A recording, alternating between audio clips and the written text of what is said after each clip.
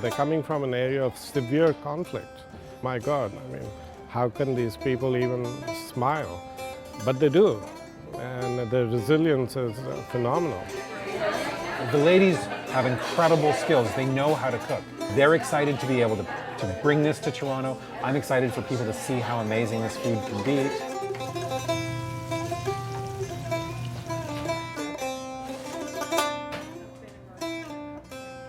It's really something that you can't normally get.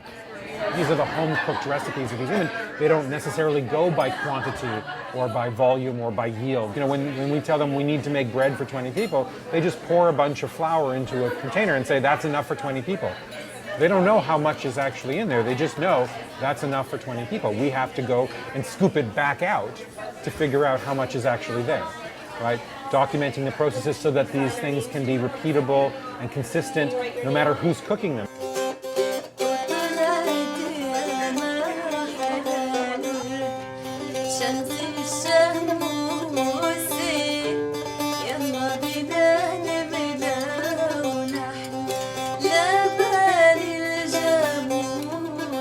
In Syria, it's a very, very unique dish.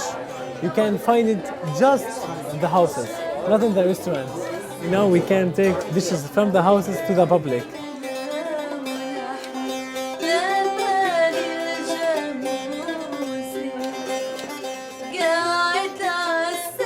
I'm so excited for this project. Now I can invite my friends and come to the Syrian brunch.